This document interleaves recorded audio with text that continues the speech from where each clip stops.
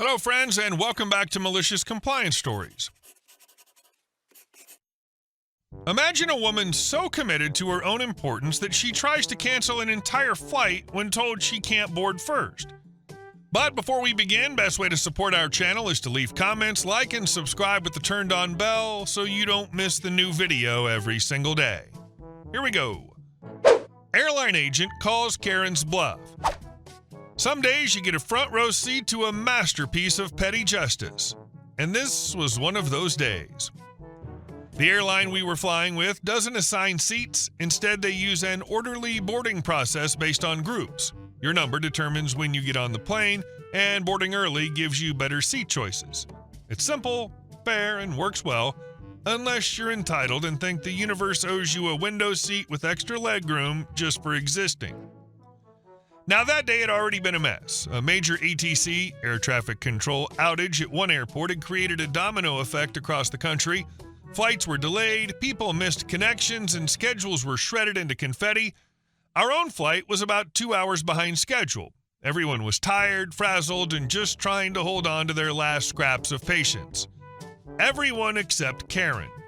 Karen had staked out the gate counter like it was her personal battle station. She was planted there in her designer luggage fortress, arms crossed and jaws set like she was preparing to sue the weather. You know the type, hairstyle to perfection, a phone glued to one hand, and an expression that said she'd written 3 Yelp reviews before breakfast. By the time I arrived at the gate, she had clearly already summoned the manager. She wasn't yelling, yet, but the air around her was thick with disdain. You could practically hear her internal monologue. How dare they inconvenience me? The issue, her boarding position. Apparently she was assigned to board in Group B or C, not the treasured Group A. This was unacceptable. She needed to be first on the plane. She deserved to be first on the plane. Why? She didn't say, just that she must be. Now, the gate agents, bless their patience, explained to her repeatedly that boarding positions are assigned based on check-in time, frequent flyer status, or upgraded fares. Those coveted early spots already belonged to other passengers, and they couldn't just hand her one. This wasn't a logic problem, this was a Karen problem. She kept repeating the same demand like the rules didn't apply to her. Move me up, I need to board first. I paid good money for this ticket. Eventually, she threw what she thought was her trump card. Fine, she snapped, eyes narrowed, cancel the trip, the whole thing. That's when it got good. Without missing a beat, the manager nodded and said, all right. She pulled up the booking and canceled the entire trip with all the calm efficiency of someone deleting spam emails. Then, with professional precision, she added a cancellation fee to Karen's record, handed her a receipt, and walked away like she'd just taken out the trash. I don't know what Karen expected. Some groveling, a free upgrade, tears of regret from the airline. What she got instead was a one-way ticket to nope. Karen stood there frozen for a beat, clearly stunned that her bluff had been called. You could practically see the calculations racing behind her eyes. Should she backtrack, demand reinstatement, cause a scene? But the manager was gone. The gate agents turned back to the rest of us like nothing happened, moving on to actually helping people with real problems, like missed connections and rerouted baggage. I could have kissed that manager.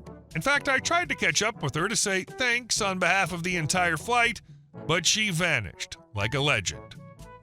We finally boarded about 30 minutes later. People shuffled on, quietly swapping stories of delays and detours, but there was a distinct lightness in the air. It's like watching Karen get bounced had lifted everyone's mood just a bit. Misery may love company, but schadenfreude? That stuff's a team sport. And I won't lie, there was a tiny, wicked part of me that was relieved. Given the way she was acting, I have no doubt she would have ended up making the flight a nightmare for everyone. She seemed like the kind of person who would press the call button every 5 minutes to complain about her seat, the temperature, the snacks, and probably the flight attendant's haircut. If things got bad enough, I could easily picture the plane making an unscheduled landing just so local law enforcement could give her a complimentary pair of silver bracelets. Instead, we got to take off in relative peace. Karen presumably went off to yell at a hotel receptionist or threaten to call corporate on an Uber driver. Wherever she ended up, it wasn't on our flight, and for that, I will forever be grateful to that manager who called her bluff and hit cancel. Smooth skies, quiet cabin, and no Karens on board? That's a 5-star flight in my book. And our second story. A tale of two Karens, brake checkers versus technology. This happened sometime last year, but due to it being an open incident, I held off on sharing it until now. In late winter/early spring of last year, I got a call in from the delivery driver that someone had brake checked them on the main road into town, then sped off. Luckily, it was after delivery was completed, so nothing delicate was on board. I take down the plate, vehicle info, all the standard stuff for an incident of road rage. But before I can finish up the call, the brake checkers actually called into our main office. Before I can complete the standard spiel, they immediately cut me off, screaming, me, myself, EW, entitled woman, EM, entitled man. Most of this is paraphrasing since it's been a while and I don't want to try and dig up the phone recordings, assuming they've been deleted. Me, hello, you've reached XYZ Cater. EM, your a-hole driver tried to run us off the road. Now, I know our driver. They are the least aggressive, most careful driver I've ever seen. They regularly deliver precarious items like wedding cakes without so much as disturbing them. If anything, they're too cautious not running people off the road. Me, excuse me, sir, but I don't think our delivery van would have tried to run you off the road intentionally. Were you perhaps traveling in the vehicle's blind spot? There are warning signs on the delivery van to avoid lingering in blind spots when the driver signals. This is about as far as I get trying to be diplomatic. EW, why are you defending this a-hole? This is some minimum wage idiot that probably doesn't even belong in this country. EM, your driver tried to kill us, and you're making excuses? This is outrageous. Me, sir, ma'am, please calm down. I'm just trying to get to the bottom of things. EM, do you know who I am? I'll shut your whole operation down. You listen to me, you little R-word. You better be ready to give us some hefty compensation, or we'll take this to the police and we'll sue you. EW, we have a party coming up, and if you'd agree to cater it for free, we might let this all go. I have no doubt that the look on my face when I heard that out of the woman must have been one of the most exasperated faces I've ever made. Me, just pausing to try and process this bizarre demand. EM, hey stupid, did you even hear what my wife was saying? Do you speak proper English? It's at this point I've had enough. I'd put the pieces together as soon as they'd complained about road rage.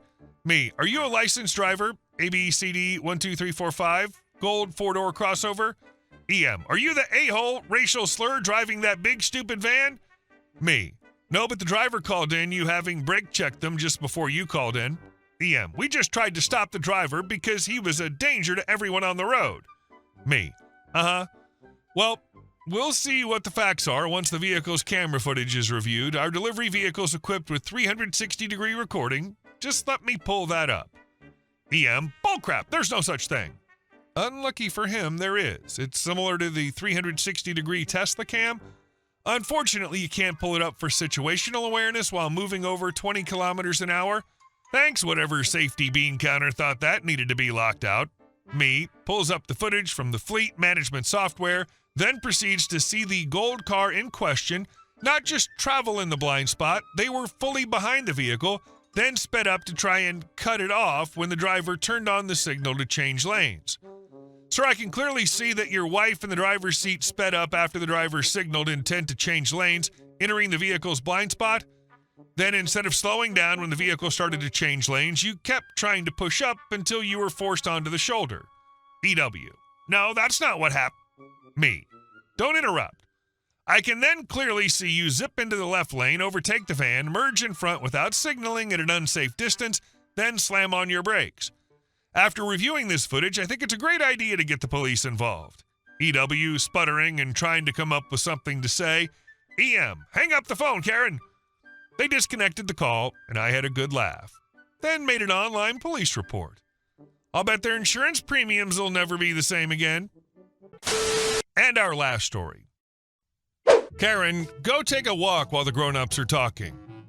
Yes, boss. I work with 3D graphics, and lately I've been working exclusively from home, which is more convenient for me, and also for my clients. And today I'd like to tell you my story. All names, places, and details have been slightly changed. I'm 23 years old. Unfortunately, my independent life didn't go as planned. The house my wife and I bought with a mortgage was destroyed by a tornado. While the insurance stuff was being sorted out, we had to find a new place to live. My relationship with my father isn't the best. He treated my mom badly, always tried to act like cheating was no big deal, and saw leaving his wife and 2 little kids for a younger woman as totally acceptable. But this isn't about that. He's a big businessman, owns a company and several properties. Right before the tornado hit our house, we had a bit of a reconciliation. I still didn't want to take any money from him. I'm an IT guy, as he calls me when people ask what I do, which isn't exactly accurate. I work remotely and make decent money, so instead he decided to help in another way, by offering us to stay in one of his rental houses. I didn't want to at first, but my wife said she'd make me sleep on the couch for a month, maybe longer if I refused, and couches in hotels suck. So we moved in while waiting for the insurance mess to get sorted. At first, everything was fine. There was a sweet old lady next door who used to work in show business. She swore like a sailor, but had a great sense of humor and was a fun neighbor. To the right lived a retired veteran with his wife. He had a back injury and received disability benefits, occasionally driving Uber. His wife was a school teacher, a lovely woman who quickly became friends with my wife. The veteran didn't quite understand what I did, but thought it was cool that I could work from home. He was great to talk to, way more pleasant than many of my college or work acquaintances. Life was quiet and pretty good, until the problem started. Mary, the old lady, was always arguing with the local HOA, Karen. Karen constantly complained about her smoking in the yard, noisy grandkids, her old car, you name it. One day, my wife saw them arguing in the street and asked what was going on. Karen took it as a challenge to her absolute authority and started looking for ways to fine us. After Karen left, Mary told us, "You really shouldn't have gotten involved. Karen's nuts. I only argue with her for entertainment." But honestly, I plan to move closer to my kids in about 6 months. One day, Karen showed up with some paperwork and got offended that my wife stepped out of the house in short shorts. They argued. I came outside, told Karen off, and said, "This is our house. We'll dress how we want." Karen responded, "We'll see about that." Then she started complaining about the pool, saying it's empty, the window frames aren't painted. I just don't like swimming and didn't want to hire anyone to maintain the pool. Apparently, Karen decided we were just some student renters, and if she threw a few fines our way, we'd move out. She started spreading rumors that we were drug addicts because I don't go to work, even though I work from home, and neither my wife nor I even drink alcohol. Then she convinced her nephew, who's a police officer, to pull me over under suspicion of transporting drugs. He was rude but found nothing and eventually apologized. Later, Karen called my father as the landlord. We have different last names. I use my mother's surname, so she didn't know I was his son. Here's roughly how that call went. "Mr. Jackson, I'm sure you know my husband. He works for you. He's one of my father's managers. Your tenants are constantly partying, making noise, and doing drugs in your property. For the value of your real estate and neighborhood, it would be best to evict them. I'm sure you'll find new tenants quickly. Otherwise, they might even burn the house down." My dad said he'd be free in a couple days and would come check it out. The night before he arrived, a beat-up junk car with flat tires mysteriously showed up in front of our house. When my dad arrived, Karen rushed over, yelling, "See, one of their friends dumped this piece of junk right in front of the house." He hadn't even made it to the door yet when I opened it, greeted him, and let him in. The house was spotless. My wife's a total neat freak. Then he said, "Karen, meet my son and his wife." You should have seen her face. She tried to say something, but started choking on her own spit and coughing. Just kidding. Sadly, she didn't die. Karen was in shock, trying to pretend everything was fine, but she couldn't even form a full sentence. I said, "We're about to have lunch with my dad. Care to join?" Karen stammered, "No, I have very urgent things to do," and ran off home. I told my dad everything that had happened. He laughed and said, "Unfortunately, he knows plenty of people like her." Since that day, Karen's avoided me, my wife, and Mary completely, like we're cursed. Even though my dad didn't even scold her or say a word to her husband. But apparently, Karen decided it was safer to keep her distance and stay quiet. My neighbor, the veteran, laughed so hard at this story. I hope you enjoyed it too. And I truly hope it taught Karen a lesson she'll never forget. Hey guys, thank you all for watching the video. I'll see you in the next one.